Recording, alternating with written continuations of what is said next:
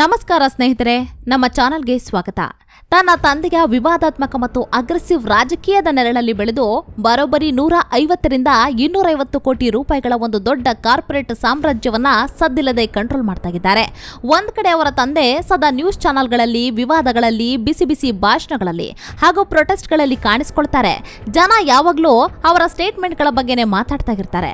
ಆದ್ರೆ ಈ ಮಗ ಮಾತ್ರ ಕ್ಯಾಮ್ರಾ ಕಣ್ಣಿಂದ ದೂರ ಉಳಿದು retail market, dairy business, sugar factory ಮತ್ತು ಈಗ ಲೇಟೆಸ್ಟ್ ಆಗಿ ಮೈನಿಂಗ್ ಹಾಗೂ ಎಲೆಕ್ಟ್ರಿಕ್ ವೆಹಿಕಲ್ ಸೆಕ್ಟರ್ ವರೆಗೂ ತನ್ನ ಆರ್ಥಿಕ ಸಾಮ್ರಾಜ್ಯವನ್ನ ವಿಸ್ತರಿಸಿದ್ದಾರೆ. ಹೌದು, ನಾವಿವತ್ತು ಮಾತಾಡ್ತಿರೋದು ಕರ್ನಾಟಕದ ಪ್ರಭಾವಿ ರಾಜಕಾರಣಿ ಬಸನಗೌಡ ಪಾಟೀಲ್ ಯತ್ನಾಳ್ ಅವರ ಮಗ ರಾಮನಗೌಡ ಬಸನಗೌಡ ಪಾಟೀಲ್ ಯತ್ನಾಳ್ ಅವರ ಬಗ್ಗೆ. ಒಬ್ಬ ರಾಜಕಾರಣಿಯ ಮಗ ತನ್ನ ಫ್ಯಾಮಿಲಿಯ ಅಗಾಧವಾದ ಪವರ್ ಅನ್ನ ಬಳಸಿ ಹೇಗೆ ಎಲೆಕ್ಷನ್ ಪಾಲಿಟಿಕ್ಸ್ ಬದಲು ಒಂದು ಬಲಿಷ್ಠ ಕಾರ್ಪೊರೇಟ್ ಕೋಟೆಯನ್ನ ಕಟ್ಟಿದ ಅನ್ನೋದನ್ನ ಕಂಪ್ಲೀಟ್ ಆಗಿ ತಿಳಿಸ್ಕೊಡ್ತೀನಿ. ಅದಕ್ಕೂ ಮುಂಚೆ ನೀವಿನ್ನು ನಮ್ಮ ಚಾನೆಲ್ಗೆ ಸಬ್ಸ್ಕ್ರೈಬ್ ಆಗಿಲ್ಲ ಅಂದ್ರೆ ಈ ಕೂಡಲೇ ಸಬ್ಸ್ಕ್ರೈಬ್ ಆಗಿ ಹಾಗೂ ಬೆಲ್ ಐಕಾನ್ ಅನ್ನು ಕ್ಲಿಕ್ ಮಾಡಿ. ಸ್ನೇಹಿತರೆ, ರಾಮನಗೌಡ ಅವರ ಕತೆ ಶುರುವಾಗೋದು ನಮ್ಮ ಕರ್ನಾಟಕದ ರಾಜಕೀಯದ one of the centre points ಆಗಿರುವಂತಹ ವಿಜಯಪುರ ಜಿಲ್ಲೆಯಿಂದ. ಯತ್ನಾಳ್ ಫ್ಯಾಮಿಲಿ ಅಂದ್ರೆ ಆ ಭಾಗದಲ್ಲಿ ಅಕ್ಷರಶಃ ಒಂದು ದೊಡ್ಡ ಬ್ರ್ಯಾಂಡ್. ತಂದೆ ಬಸನಗೌಡ ಪಾಟೀಲ್ ಯತ್ನಾಳ್ ಅವರು ಬಿಜೆಪಿಯ ಪ್ರಬಲ ಹಾಗೂ ಪಂಚಮಸಾಲಿ ಲಿಂಗಾಯತ ಸಮುದಾಯದ ಅತ್ಯಂತ ದೊಡ್ಡ ಮಾಸ್ ಲೀಡರ್ಗಳಲ್ಲಿ ಒಬ್ರು. ಕೇಂದ್ರ ಸರ್ಕಾರದಲ್ಲಿ ಮಂತ್ರಿ ಕೂಡ ಆಗಿದ್ದವರು. ತಾಯಿ ಶೈಲಜಾ ಪಾಟೀಲ್ ಫ್ಯಾಮಿಲಿಯ ಸೋಷಿಯಲ್ ವರ್ಕ್ ಹಾಗೂ ಗ್ರೌಂಡ್ ಲೆವೆಲ್ ಸಪೋರ್ಟ್ ಅನ್ನ ಸೈಲೆಂಟ್ ಆಗಿ ಮ್ಯಾನೇಜ್ ಮಾಡ್ತಾರೆ. ಈಗ ಇಮ್ಯಾಜಿನ್ ಮಾಡಿ, ರಾಮನಗೌಡ ಅವರು ಬೆಳೆದಿದ್ದೇ ಈ ರಾಜಕೀಯದ ಗದ್ದಲ, ಎಲೆಕ್ಷನ್ ಕ್ಯಾಂಪೇನ್ ಮತ್ತು ಪವರ್ ಪಾಲಿಟಿಕ್ಸ್ ನಡುವೆ.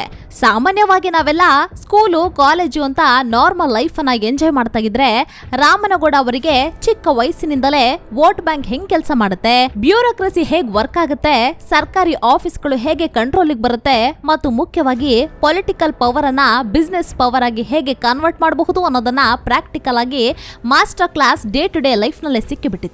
ಇವರ ಎಜುಕೇಶನ್ ಬಗ್ಗೆ ಕೇಳಿದ್ರೆ, ಅಂದ್ರೆ ಅವರು ಯಾವ ಸ್ಕೂಲ್ ಅಥವಾ ಕಾಲೇಜ್ ನಲ್ಲಿ ಓದಿದ್ರು ಅನ್ನೋ ಬಗ್ಗೆ ಪಬ್ಲಿಕ್ ಡೊಮೈನ್ ನಲ್ಲಿ ಜಾಸ್ತಿ ಇನ್ಫಾರ್ಮೇಶನ್ ಇಲ್ಲ.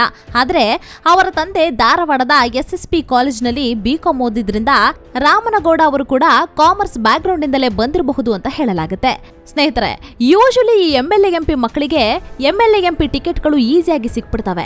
ಆದ್ರೆ ರಾಮನಗೌಡ ಅವರ ವಿಚಾರದಲ್ಲಿ ಇದು ಟೋಟಲಿ ಡಿಫ್ರೆಂಟ್ ಆಗಿದೆ. ಇವರ ಲೈಫಿನ ಅಸಲಿ ಟರ್ನಿಂಗ್ ಪಾಯಿಂಟ್ ಬಂದದ್ದು 2018ರ ಕೊನೆಯಲ್ಲಿ. ಅದು ಹೆಂಗಿತ್ತು ಅಂದ್ರೆ, 2015ರಲ್ಲಿ ಬಸನಗೌಡ ಪಾಟೀಲ್ ಯತ್ನಾಳ್ ಅವರನ್ನ ಕೆಲವು ಕಾರಣಗಳಿಗೆ ಬಿಜೆಪಿಯಿಂದ ಉಚ್ಚಾಟನೆಯನ್ನ ಮಾಡಿದ್ರು. ಆಮೇಲೆ 2018ರಲ್ಲಿ ಅವರು ಕಮ್ ಬ್ಯಾಕ್ ಮಾಡಿ ಮತ್ತೆ ಪಾರ್ಟಿಗೆ ಸೇರ್ಕೊಳ್ತಾರೆ. ಆ ನಂತರ ವಿಜಯಪುರ ಸಿಟಿಯ MLA ಆಗಿ ಭರ್ಜರಿಯಾಗಿ ಗೆದ್ದು ಬರ್ತಾರೆ. ತಂದೆ ಮತ್ತೆ ಫುಲ್ ಟೈಮ್ ಸ್ಟೇಟ್ ಪಾಲಿಟಿಕ್ಸ್ ನಲ್ಲಿ ಬ್ಯುಸಿ ಆದಾಗ ಫ್ಯಾಮಿಲಿಯ ಕೋಟ್ಯಾಂತರ ರೂಪಾಯಿ ಆಸ್ತಿ, ಬಿಸ್ನೆಸ್ ಮತ್ತು ಇನ್ವೆಸ್ಟ್ಮೆಂಟ್ಸ್ ಗಳನ್ನ ನೋಡ್ಕೊಳ್ಳೋಕೆ ಒಬ್ರು ಟ್ರಸ್ಟೆಡ್ ಮನುಷ್ಯ ಬೇಕಾಗುತ್ತೆ. ಆಗ ನವೆಂಬರ್ 20, 2018ರಲ್ಲಿ ರಾಮನಗೌಡ ಅವರನ್ನ Shri Siddeshwar super bazaar private limited ನ ಡೈರೆಕ್ಟರ್ ಅನ್ನಾಗಿ ಅಫಿಷಿಯಲ್ ಆಗಿ ಅಪಾಯಿಂಟ್ ಮಾಡ್ತಾರೆ. ಇದು ಅವರ ಫಸ್ಟ್ ಕಾರ್ಪೊರೇಟ್ ಎಂಟ್ರಿ. ತಂದೆ ಸ್ಟೇಟ್ ಪಾಲಿಟಿಕ್ಸ್ ಅನ್ನ ನೋಡ್ಕೊಳ್ತಾ ಇದ್ರೆ, ಮಗ ಫ್ಯಾಮಿಲಿಯ ಆರ್ಥಿಕ ಸಾಮ್ರಾಜ್ಯದ ಡ್ರೈವಿಂಗ್ ಸೀಟ್ಗೆ ಬಂದು ಕೂತಿರ್ತಾರೆ. ಇಲ್ಲಿಂದ ರಾಮನಗೌಡ ಅವರ ಬಿಸ್ನೆಸ್ ಎಕ್ಸ್ಪಾನ್ಷನ್ ಸ್ಟ್ರಾಟಜಿ ಶುರುವಾಗುತ್ತೆ. ಮೊದಲಿಗೆ ಶ್ರೀ ಸಿದ್ದೇಶ್ವರ್ ಸೂಪರ್ ಬಜಾರ್, ಇದು ಸುಮಾರು 25 ಕೋಟಿ ರೂಪಾಯಿ ಆಥರೈಸ್ಡ್ ಕ್ಯಾಪಿಟಲ್ ಇರುವಂತಹ ಕಂಪನಿ. ಇದು ವಿಜಯಪುರದಲ್ಲಿ ಪ್ರತಿದಿನ ಡೈರೆಕ್ಟ್ ಕ್ಯಾಶ್ ಫ್ಲೋ ಬರೋ ಹಾಗೆ ಮಾಡ್ತು. ದಿನನಿತ್ಯದ ಬಿಸ್ನೆಸ್ ಲಿಕ್ವಿಡಿಟಿಗೆ ಇದು ಬ್ಯಾಕ್ ಬೋನ್. ಜೊತೆಗೆ 2019ರಲ್ಲಿ 35 ಕ್ವಿಡ್ಸ್ ಅನ್ನೋ ಬಿಸ್ನೆಸ್ ಸರ್ವಿಸ್ ಕಂಪನಿಯನ್ನ ಶುರು ಮಾಡಿದ್ರು. ಇನ್ನು ಅಗ್ರಿಕಲ್ಚರ್ ಮತ್ತು ರೂರಲ್ ಕಂಟ್ರೋಲ್ ಬಗ್ಗೆ ಹೇಳೋದಾದ್ರೆ, ಕರ್ನಾಟಕದಲ್ಲಿ ನಿಮ್ಮ ಪೊಲಿಟಿಕಲ್ ಪವರ್ ಸ್ಟ್ರಾಂಗ್ ಆಗಿರ್ಬೇಕು ಅಂದ್ರೆ ಹಳ್ಳಿಗಳ ಎಕಾನಮಿ ಮೇಲೆ ಕಂಟ್ರೋಲ್ ಇರಬೇಕು. ಅದಕ್ಕೆ ಅವರು ಮಾರ್ಚ್ 2022ರಲ್ಲಿ ಶ್ರೀ ಸಿದ್ದೇಶ್ವರ್ ಡೈರಿ ಪ್ರಾಡಕ್ಟ್ಸ್ ಬೋರ್ಡ್ಗೆ ಎಂಟ್ರಿಯನ್ನ ಕೊಡ್ತಾರೆ. ಇದರಿಂದ ಪ್ರತಿದಿನ ಸಾವಿರಾರು ಹೈನುಗಾರರ ಡೈರೆಕ್ಟ್ ಕನೆಕ್ಷನ್ ಸಿಗುತ್ತೆ. ಇದರ ಹೈಲೈಟ್ ಆಗಿದ್ದು ನವೆಂಬರ್ 2023ರಲ್ಲಿ. ಆ ನಂತರ ಅವರು ಚಿಂಚೋಳಿ ಶುಗರ್ ಅಂಡ್ ಬಯೋ ಇಂಡಸ್ಟ್ರೀಸ್ಗೆ ಡೈರೆಕ್ಟರ್ ಆಗ್ತಾರೆ. ನೋಡಿ, ಕರ್ನಾಟಕದಲ್ಲಿ ಒಂದು ಶುಗರ್ ಫ್ಯಾಕ್ಟರಿ ಕಂಟ್ರೋಲ್ ನಲ್ಲಿ ಇದ್ರೆ ಆ ಭಾಗದ ಸಾವಿರಾರು ಕಬ್ಬು ಬೆಳೆಯೋ ರೈತರ ಆರ್ಥಿಕತೆ ನಿಮ್ಮ ಕೈಯಲ್ಲಿದ್ದ ಹಾಗೆ. ಇದರ ಪೇಡ್ ಅಪ್ ಕ್ಯಾಪಿಟಲ್ ಬರೋಬ್ಬರಿ 11.9 ಕೋಟಿ ರೂಪಾಯಿ. ಇವರು ಬರೀ ಹಳೆಯ ಅಗ್ರಿಕಲ್ಚರ್ ಬಿಸ್ನೆಸ್ ಮಾತ್ರ ಅಲ್ಲ, ಭವಿಷ್ಯ ಎಲ್ಲಿದೆ ಅಂತ ಕ್ಯಾಲ್ಕುಲೇಟ್ ಮಾಡಿ 2024ರಲ್ಲಿ ಎರಾ ಎಲೆಕ್ಟ್ರಿಕ್ ಮೊಬಾಲಿಟಿಯನ್ನ ಶುರು ಮಾಡಿದ್ರು.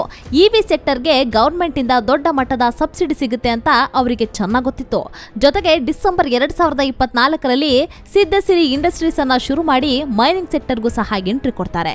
ಇನ್ನು ಮೈನಿಂಗ್ ಮಾಡೋಕೆ ದೊಡ್ಡ ಮಟ್ಟದ political backing, environment clearance influence ಬೇಕೇ ಬೇಕು. ಅದು ಅವರ ತಂದೆಯ ಪವರ್ ನಿಂದ ಈಸಿಯಾಗಿ ಸಿಗುತ್ತೆ.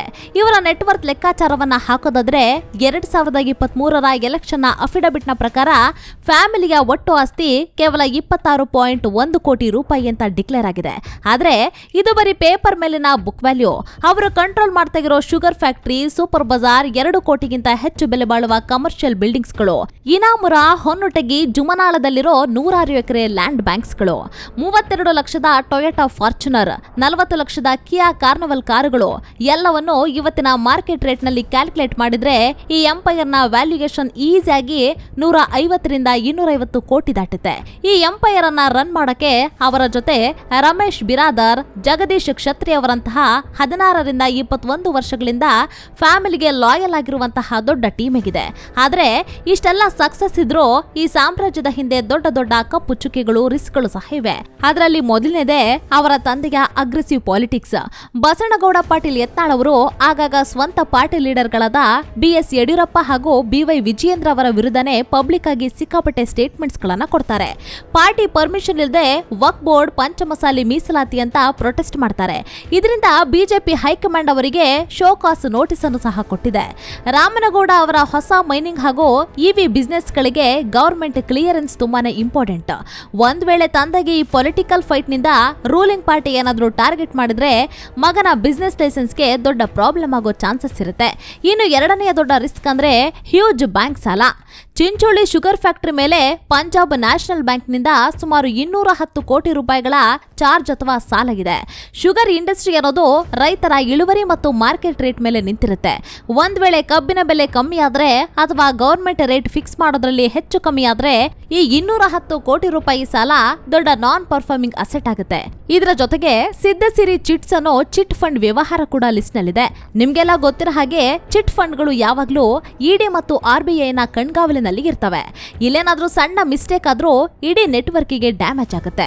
ಇದೆಲ್ಲದರ ಜೊತೆಗೆ ಮಾರ್ಚ್ 2026ರಲ್ಲಿ ರಾಮನಗೌಡ ಪಾಟೀಲ್ ಯತ್ನಾಳ್ ಅವರದ್ದು ವಿಜಯಪುರದ BLDE ಕ್ಯಾಂಪಸ್ ನಲ್ಲಿ ಅದ್ದೂರಿಯಾಗಿ ಮದುವೆ ಆಯ್ತು. ಅವರು ಅಬೋಲಿ ಅನ್ನೋ ಹುಡುಗಿಯನ್ನ ಮದುವೆಯಾದ್ರು. ವಿಶೇಷ ಏನಂದ್ರೆ BLDE ಕ್ಯಾಂಪಸ್ ಅನ್ನೋದು ಅವರ ಪೊಲಿಟಿಕಲ್ ರೈವಲ್ಸ್ ಅಥವಾ ವಿರೋಧಿ ಬಣದ ಕಂಟ್ರೋಲ್ ನಲ್ಲಿರುವಂತಹ ಜಾಗ. ಅಲ್ಲಿ ಇವರು ಫಂಕ್ಷನ್ ಅನ್ನ ಮಾಡಿದ್ದು ಇವರ ಫ್ಯಾಮಿಲಿಯ ಪವರ್ ಅನ್ನ ತೋರಿಸುತ್ತೆ. ಮದುವೆಗೆ ರಾಜ್ಯದ ಘಟಾನುಘಟಿ ರಾಜಕಾರಣಿಗಳು, ದೊಡ್ಡ ದೊಡ್ಡ ಬಿಸಿನೆಸ್ ಮ್ಯಾನ್ಗಳು ಮತ್ತು ಪ್ರಭಾವಿ ಮಠಾಧೀಶರು ಬಂದು ಆಶೀರ್ವಾದವನ್ನ ಮಾಡಿದ್ರು. ಆ ಫಂಕ್ಷನ್ ಅಲ್ಲಿ ಯತ್ನಾಳ್ ಅವರು ಸ್ಟೇಜ್ ಮೇಲೆ ಸಖತ್ತಾಗಿ ಡ್ಯಾನ್ಸ್ ಮಾಡಿದ ವಿಡಿಯೋಗಳು ಕರ್ನಾಟಕದ ಎಲ್ಲಾ ನ್ಯೂಸ್ ಚಾನೆಲ್ಗಳಲ್ಲೂ ಸಿಕ್ಕಾಪಟ್ಟೆ ವೈರಲ್ ಆಗಿತ್ತು. ಈ ಮದುವೆ ಮುಖಾಂತರ ರಾಮನಗೌಡ ಅವರು ಅಫಿಷಿಯಲ್ ಆಗಿ 250 ಕೋಟಿ ಫ್ಯಾಮಿಲಿ ಎಂಪೈರ್ ನ ಉತ್ತರಾಧಿಕಾರಿ ಅಂತ ಪ್ರೂವ್ ಆಯ್ತು. ಆದ್ರೆ ಇಲ್ಲೊಂದು ಸೈಲೆಂಟ್ ಮಾಸ್ಟರ್ ಸ್ಟ್ರೋಕ್ ಇದೆ. ಇಷ್ಟೆಲ್ಲ ಗ್ರ್ಯಾಂಡ್ ಆಗಿ ಮದುವೆಯಾದ್ರೂ ಅವರ ಪತ್ನಿ ಅಬೋಲಿ ಅವರ ಬಗ್ಗೆ ಇಂಟರ್ನೆಟ್ ನಲ್ಲಿ, ಗೂಗಲ್ ನಲ್ಲಿ ಒಂದೇ ಒಂದು ಪಬ್ಲಿಕ್ ರೆಕಾರ್ಡ್ ಕೂಡ ಸಿಗೋದಿಲ್ಲ. ಅವರ ಫುಲ್ ನೇಮ್ ಏನು, ಫ್ಯಾಮಿಲಿ ಬ್ಯಾಕ್ ಗ್ರೌಂಡ್ ಏನು, ಎಜುಕೇಶನ್ ಏನು, ಅವರ ಆಸ್ತಿ ಎಷ್ಟು ಅನ್ನೋದು ಕಂಪ್ಲೀಟ್ ಬ್ಲಾಂಕ್ ಆಗಿದೆ. ಒಟ್ನಲ್ಲಿ ಅಬೋಲಿ ಅವರು ದೊಡ್ಡ ಕಾರ್ಪೊರೇಟ್ ಸಾಮ್ರಾಜ್ಯದ ಸೆಂಟರ್ ಪಾರ್ಟ್ ಆಗಿದ್ದಾರೆ. ಇದಾಗಿತ್ತು ವಿವಾದಾತ್ಮಕ ರಾಜಕಾರಣಿಯ ಸೈಲೆಂಟ್ ಮಗ ರಾಮನಗೌಡ ಬಸನಗೌಡ ಪಾಟೀಲ್ ಯತ್ನಾಳ್ ಅವರ ಆರ್ಥಿಕ ಸಾಮ್ರಾಜ್ಯದ ಕತೆ. ಇವ್ರ ಬಗ್ಗೆ ನಿಮ್ಗೇನನ್ಸುತ್ತೆ ಕಾಮೆಂಟ್ ಮಾಡಿ ತಿಳಿಸಿ. ಈ ವಿಡಿಯೋ ನಿಮಗೆ ಇಷ್ಟವಾಗಿದ್ರೆ ಲೈಕ್ ಮಾಡಿ, ಶೇರ್ ಮಾಡಿ ಮತ್ತು ನಮ್ಮ ಚಾನೆಲ್ಗೆ ಸಬ್ಸ್ಕ್ರೈಬ್ ಆಗೋದನ್ನ ಮರಿಬೇಡಿ. ಮತ್ತೊಂದು ಇಂಟ್ರೆಸ್ಟಿಂಗ್ ವಿಡಿಯೋದೊಂದಿಗೆ ಬರ್ತೀವಿ. ಅಲ್ಲಿಯವರೆಗೂ ಧನ್ಯವಾದಗಳು.